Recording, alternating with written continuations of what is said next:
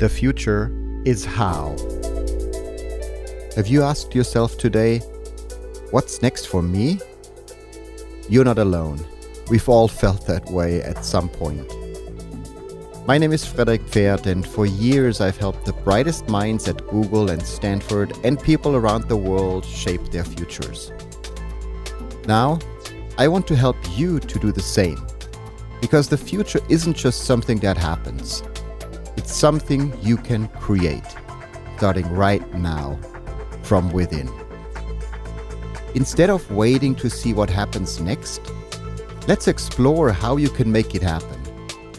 Each episode dives into one key area, like sleep, nutrition, relationships, creativity, storytelling, mindfulness, beauty, movement, or purpose, and brings you real stories and practical tools you can use to shape a better future for yourself. So, what's one step you can take today to create what's next? Let's dive in and explore how to build a better tomorrow, starting right now.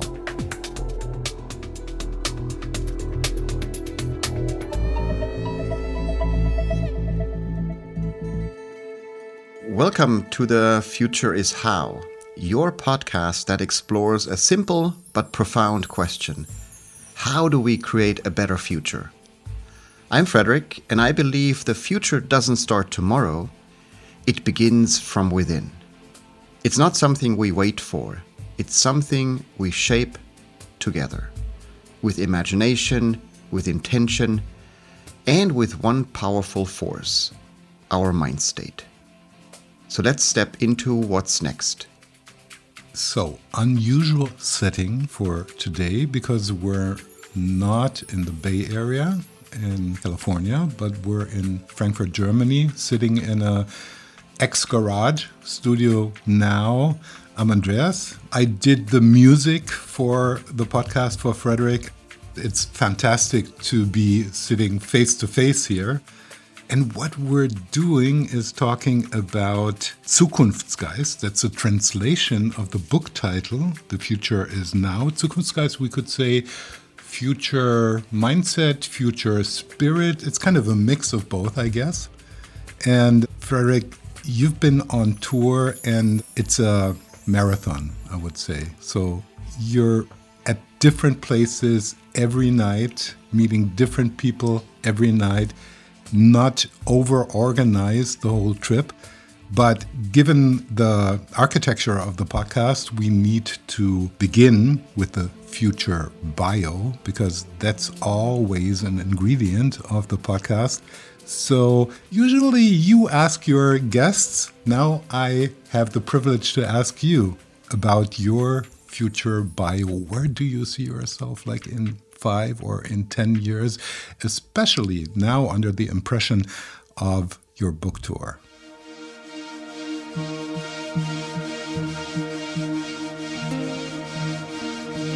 Yes, so wonderful to be here with you, Andreas, in your wonderful garage here in the studio. And I like to ask my guests the question, not about their past and past biography or past resume or accomplishments, but thinking about what they want to accomplish in the future, and especially how they want to feel in the future. So thanks for that question. And when I imagine my future self, I imagine that I probably in 5 or 10 years, or I don't know what the time frame will be, that I have left a legacy around the world as maybe an ambassador of possibility, right? Because maybe in 5 or 10 years, my 3rd or 4th book is another best reader and a bestseller. And I was able to help probably millions of people reimagine their relationship with the future and maybe to fall in love with their future again. And I know that's a big thing, because I think if you fall in love with your future, right, that becomes an emotion or a feeling that is truly incredible, because then you're on that path where you can't wait to live in the future.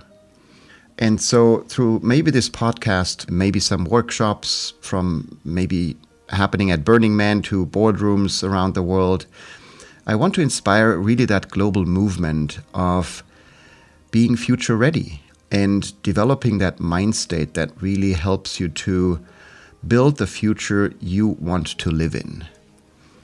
And I don't want to be recognized just for ideas or something, but I want to be remembered maybe from people how they feel in my presence, so that they feel seen, that they feel hopeful, that they feel heard, that they feel empowered. And whether this is going to happen in my little geodesic dome in the Santa Cruz Mountains, or around the world, or here in Europe or in Asia or wherever in Latin America, I really want to reach as many people as possible to help them to have that different relationship with the future. Because for me, the future isn't found, it's created. And it really starts from within.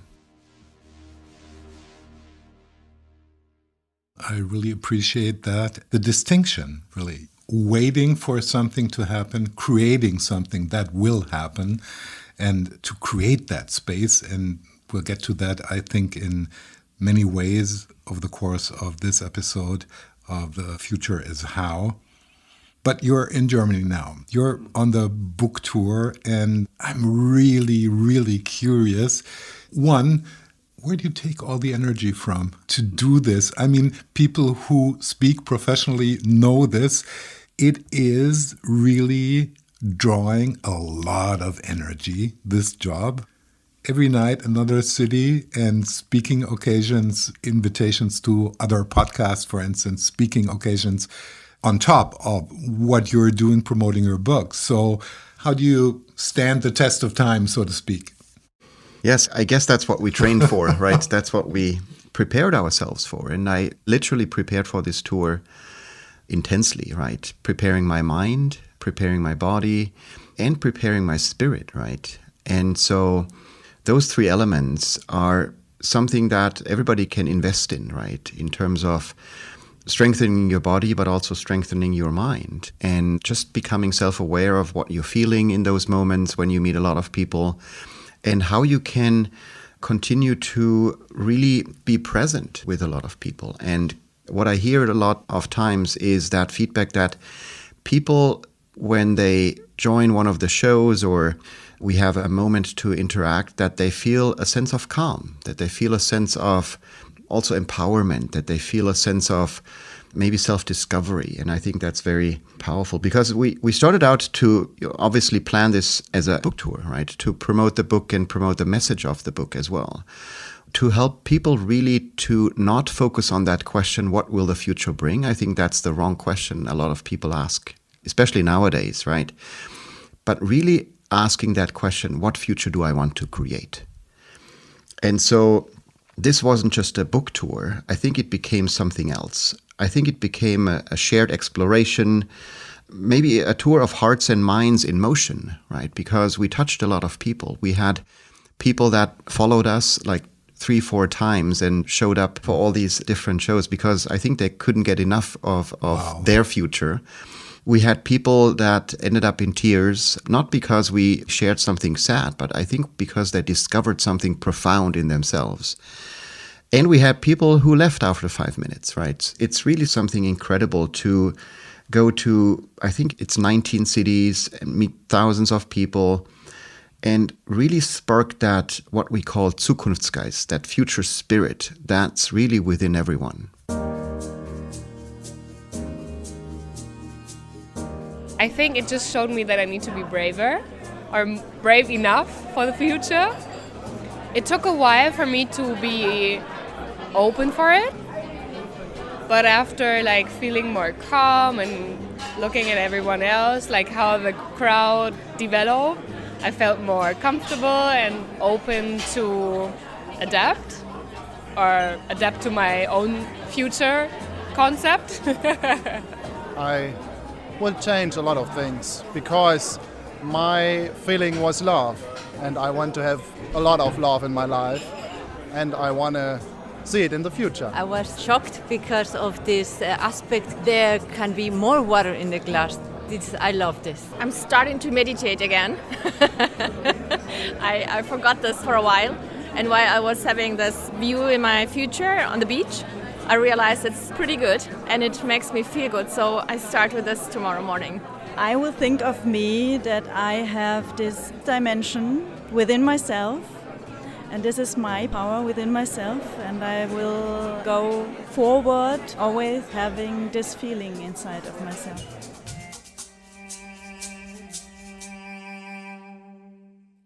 It is a tough time to implement exactly that, the future spirit. One, because it's not a cognitive, intellectual affair, but much rather a soul business. I guess souls worldwide tend to be hurt these days because of geopolitics, many other factors that play into this. I can only imagine what it means for people to discover, here's something I can steer myself. Because I would assume that a lot of the guests who came to your shows didn't have the feeling that they could do it, right? Yeah, absolutely. I think we created those moments that really led to a different mind state and led to a movement eventually. And I remember all of those moments that happened every night after the show, right? When people come up and they either, want to have a short conversation, or they want to have their book signed, or take a photo together, whatever it is, right? So we have usually these 45 seconds to 90 seconds or like a little longer where people share their stories with me.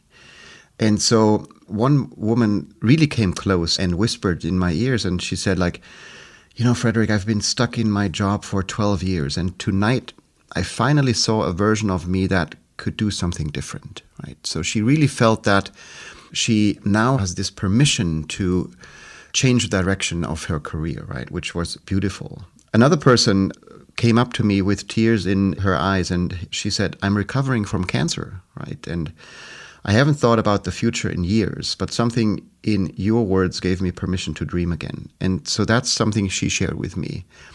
And that's a powerful, very open and very vulnerable message that she shared with me, right? And then another person came up to me. He was in his 80s.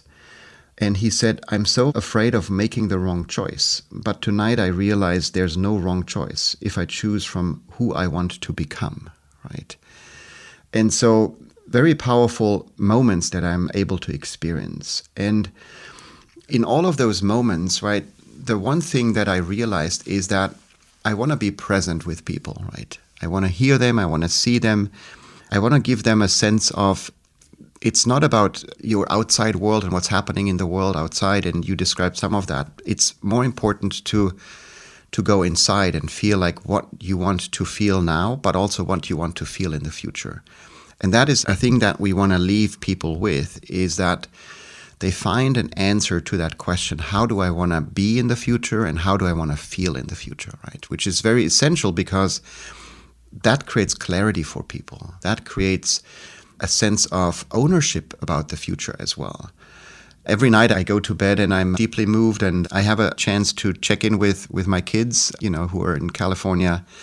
And my daughter has this great ritual. She shares 3 things that she appreciated, she was grateful for today. And so she sends me that message every evening. And so I have time to reflect as well, like what are my 3 things that I'm taking away from this day that I'm grateful for, and share that with my daughter as well. So it's a good way to close the day, be grateful for what I can experience in these moments and in these 19 cities that we're visiting, and meeting really thousands and thousands of people, and helping them to hopefully create the future that they want to see happening. Knowing that you are the person that practices what they preach, that means it goes both ways. I mean, those heartfelt stories of people attending on the one hand side, but that doesn't leave you untouched. And that adds up to the energy that you have to invest again, right? Because if you mean it, it's really hard to go through that, because I can only imagine that those are not only heartfelt stories, but those are deeply emotional stories, and stories of hurt, stories of being left in the shadows, if you will. I mean, you need to be prepared for that, right? Absolutely, yeah. You mentioned that you prepared a long time for this book tour, which originally was a book tour and evolved into something very different or much more, you could say.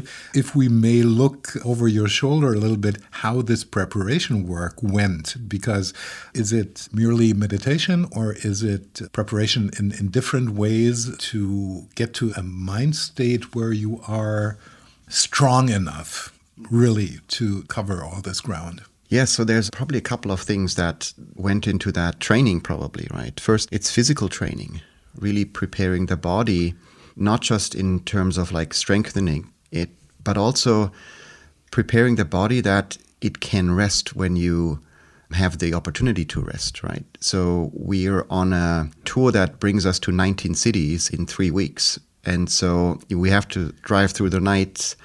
We are playing in the mornings and we're playing in the evenings, and we have afternoon podcasts or TV interviews or radio interviews and podcasts and so forth, meeting a lot of people. So you need to really train yourself to find those moments where you can rest, right? And so that's what I'm trained for, right? I can literally fall asleep probably right now. And I can only imagine. Yes. And go into a state of relaxation and just and create some energy again, right? And I think that's very important when you are in that tour bus with your team, right? And we're in a fully electric bus, so we have the opportunity to charge not just the car, but charge ourselves, right? When we are at the charging stations, right, we either use that as an opportunity to have a good time as a team, right, and to discuss and to laugh and to cry and everything in between, but also individually to just recharge, right? And using that metaphor, when you charge a car, right, you can also charge yourself. So that's something. What an image. I love it. It's not fantastic. Just physically training yourself into like, go for a run every morning or doing all sorts of things. And the other things that I did is really training myself socially. And what I mean is that you're able to connect with people, right? And I meet a lot of friends, which is incredible, family members, but also new people I've never met, right? And how can you be present in all of those moments? How can you connect with people immediately on a deeper level? That's something you can train for and practice as well. And you can even use AI for that, right? There's a couple of great prompts that you can use to help you prepare for asking good questions and appreciate other people, give compliments and all of those things. So that's how I prepared socially. And then mentally, meditation is a great way to just create that clarity, right? To become self-aware, like what are you feeling at the moment? Are you feeling restless? Are you feeling energized? Are you feeling sad or whatever that emotion is, right? And just recognizing that. And being able to also shift, right? If you're feeling restless, how can you feel more calm, right? If you're feeling sad, how can you feel a little bit more happy, right? And that's something you can also train yourself in. There's other things that you need to really be conscious about, and which is like nutrition, right? I love my matcha tea in the mornings, or kind of like before I go on stage, I have my little matcha tea ritual that I use, or eating a banana, for example, which is just a moment of focus, gives you good energy, it gives you a ritual that allows you to now go out into the, into the space with people and be present and so forth. So those are a couple of things that really helped me to prepare for that. And things that we also practice, they're part of the book, right? I talk about, for example, openness. And so we have not scheduled or booked any places to stay, right? So we just stayed open and said like, okay, maybe we're going to stay a little longer in a city, or we're going to drive through the night, whatever it is. And sometimes I showed up at my friend's place if we didn't have a hotel or another place to stay. And so that openness is really something beautiful that you can practice as well. And then curiosity is another thing that we really took on the tour, because we were all curious about the people that we're going to meet, about what's on their mind, what are some of the challenges they have, what are some of the things, some of the stories they want to share with us as well. So that curiosity is something that we really practiced on the tour as well. And the last one is probably experimentation, right? So we played every show differently. We tried something new every night. And that just helps us to learn and continue to grow as a team and as the experience grows as well for people. So openness and curiosity and experimentation, right, are things that we really not just give people as a way to live their lives, but we basically practice on this tour too. And all these are puzzle pieces for building a future and for envisioning a future and training a future as well. I love those segments, and I'd be interested in two things. One, concerning the diet, because you referred to the matcha tea and the banana and so forth. What's your take on nutrition? Yes, for me it's important, again, to be open and to be curious and try something new probably in every city that we are, right? There's very good local cuisines that, you experience in Switzerland, in Austria, in Germany, in the different cities. And just being open, right? And try something new and not fall into that trap of like, I only eat, certain times, or I only eat certain types of food, and I only eat alone, right? So certain times, certain types, and only eating alone are things that create that autopilot, right, that I don't want to be on. And so I always eat at different times, then eat different types of food, right? And trying to make that a social experience as well, right? Eating with friends or eating in different places, outside, inside, all of those things. Just, I think, keeps it fresh in that regards. Fresh for your mind, but also fresh for your body as well. Very interesting. Concerning the openness that you mentioned, I would love to have a little follow-up in a sense of storytelling, because I can only imagine when you're on the road, 19 cities, and you don't book stuff, that maybe you get stranded, maybe you meet people with extreme hospitality, for instance, and I'm sure you got a little story for us. Of course, there are many stories, yes. Maybe two stories that might be interesting. Yeah, one night we drove through the night and a couple of chargers didn't work, so we had to kind of like improvise, and it took 4 or 5 hours longer. So we ended up arriving in Berlin at, I think it was 7:30 in the morning. Beautiful sunrise, driving into Berlin, and it was a Saturday morning. And so, I shared the idea that maybe we could go into Berghain for a morning dance. They let you in. Absolutely, yes. So I lined up at 7:30, showed up at Berghain in Berlin, and they said welcome, and we had a couple of hours of a morning dance, right, just with sunrise, and then I crashed at a place with my friend in Berlin and, slept in till probably 12 or 1. And that was just beautiful because that was unexpected, not planned, but being open to those opportunities is just a really great way of living, I guess. The other thing just happened a couple of days ago when we drove to Stuttgart. It was already, I think, 12 or 1 a.m. in the morning, and we wanted to book a hotel, but a whole city was literally booked out. A football game or fair, yes. Something, yes. So literally no hotel. So what are you going to do, right? You end up thinking about like, okay, how can we all sleep in that little tour bus, which would not be ideal because next day you going to be on stage again, and you want to look fresh, and you want to again have a specific presence as well. So we literally drove around the city, and we called, I think, 4 or 5 hotels until one hotel said like, okay, we might have a room, we're not sure. And we asked like, well, why are you not sure? And they said like, yeah, because the people just have left, and that's what they thought. And so it was a great opportunity. The people left 3 a.m. in the morning. They literally like turned over the room, and at 3:30 in the morning we could find a couple of hours of sleep, right? And we just laughed, and we just find this way of saying like, never lose your humor and like your openness and curiosity. And I really don't like if we plan too much, right? Plan too much in advance, because then you're just running behind a plan, and if things turn out to be not going according to plan, you're frustrated, right? So that frustration never shows up if you don't have a plan.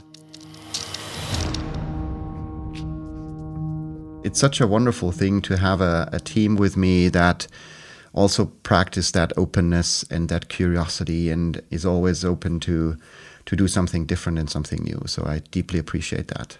This is so fantastic. And apart from envisioning a future on an individual scale, this is a recommendation for book presentations, book tours. It just reminded me of a band on tour in the 1960s, 70s, probably, not planning too much. And if you don't plan, you meet people and you get into conversations. That's obvious. And it's really a hint for people not over planning things. So, Frederik, one of the fixed segments of the future is how, obviously, is. Next, let's take a moment to pause and reconnect.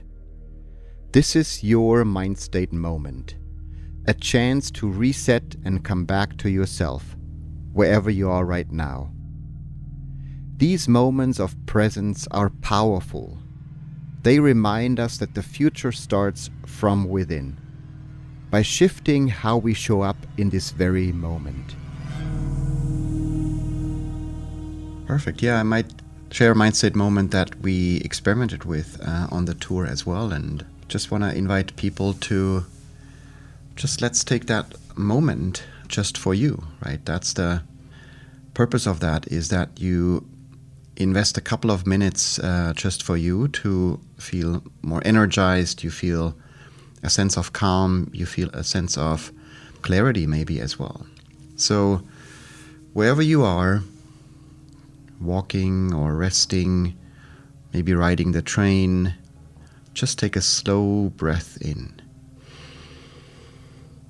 and out.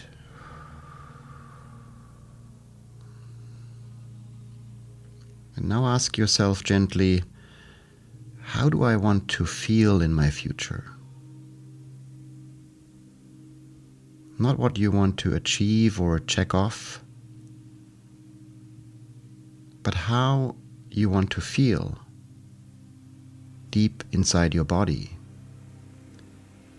Maybe it's peaceful, strong, inspired, loved, free. Let that one word just rise up. No need to force it. Just notice. Now I want you to picture your future self, feeling exactly that.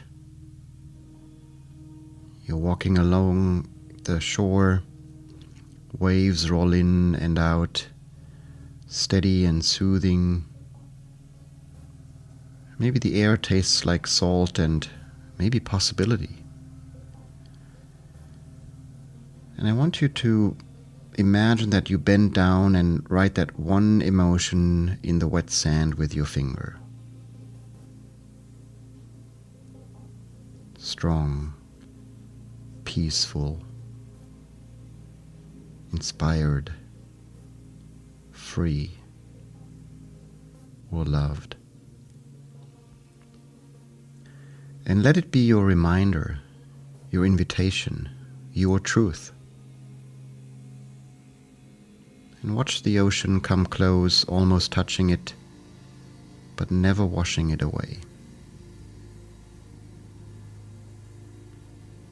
Now take another breath as this future version of you with that emotion on that beach. And gently say to yourself, this is already inside me. I'm already becoming who I want to be.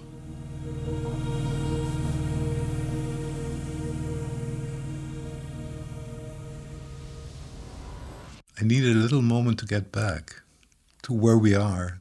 You want to know what I picked? Please, yes, please share, yes. I thought I would pick something like, free or so, but I picked loved.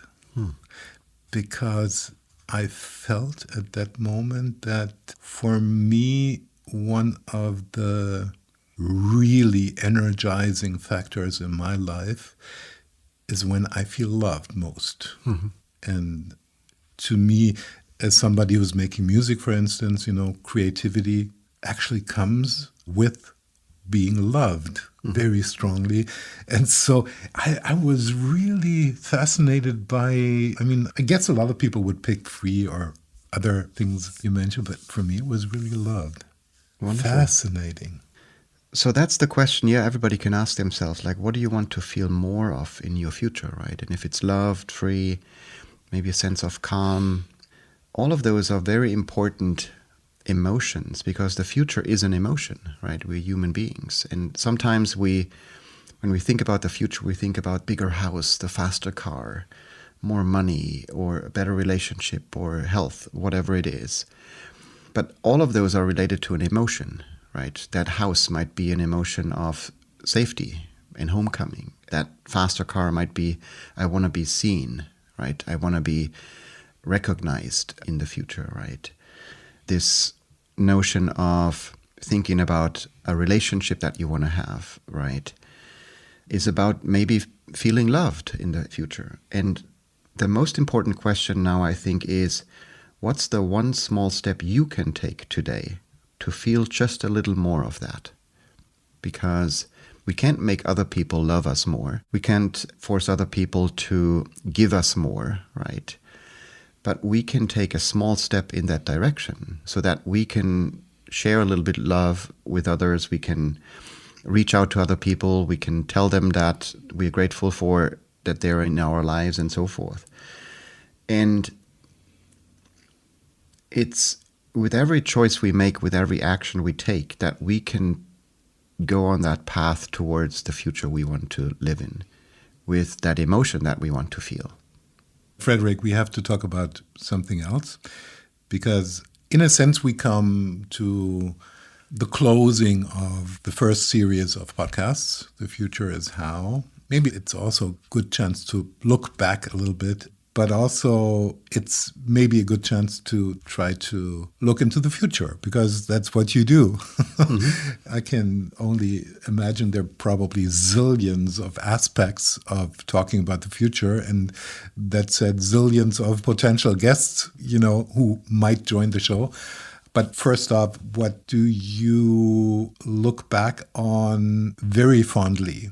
Yes, I feel very grateful that I was able to invite people that really not just ask great questions, but they give us some ways in how we can create a better future.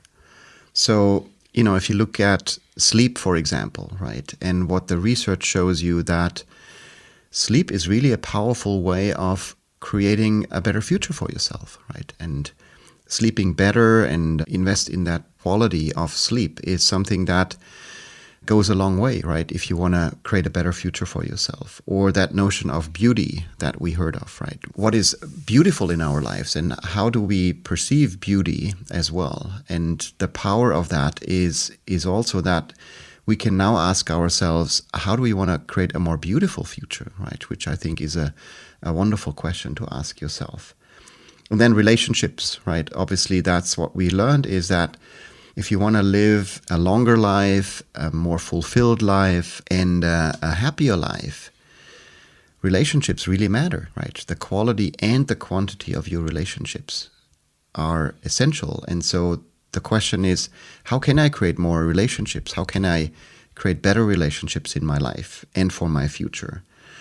And then how can I inspire other people, right? I think inspiration is something very powerful, to feel inspired by others, but also how can you inspire other people, right? And it doesn't have to be always the big ideas that you share with others, but like just how you show up with other people, right? How you be present with other people. So sleep and beauty, relationships, inspiration, and many other things that we explored, I think, are different paths towards a better future that we can create. Frederik, coming to a close for this episode, if you had to pick one item, because soon-ish you'll be going back, what do you pack as an extra in your bag going back to California? What will be the item shaping, defining your future?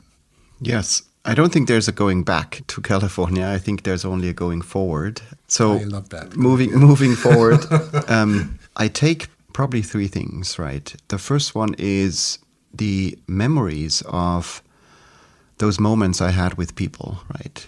The little stories they shared with me, the hugs, the high fives, all of those, I think, just give me energy to move forward with that Zukunftsgeist, or that future spirit that we want to ignite in literally everyone on this planet. The second thing I take with me is the moments with my team. We had very intense moments, all of those beautiful, which helped us just to form as a community, as a team, where people went above and beyond with everything, right? And I think I'm just deeply grateful to have those people in my life. So that's the second thing I take with me. The third thing is maybe a question that I take with me, right? And that is, how can we help more people in the world to build a different relationship with their future? A relationship that is powered by love, by openness, curiosity, empathy. So taking that question with me, I think, gives me hope, and it gives me also maybe some experiments that we want to try in the future as well. So it's moments with people, it's my team, and it's the question that I'm taking with me forward. And, sometimes it's language, going back to California, going forward. I'll keep that in mind. Thank you so much, Frederik. Can't wait for the next podcast, for the next newsletter, and eventually the next book, of course. Thank you so much, Andreas, for having me. If you want to learn more, sign up for Next Letter, your one-to-one with your future. One question, two perspectives, and one experiment to step forward. It arrives every other Friday, just when you need it. If you want to test how much future spirit lives inside you, try our Future Awareness Test. It's playful, surprising, and might just reveal something powerful about the way you see what's next. Ready to find out? awareness.frederikgfurt.com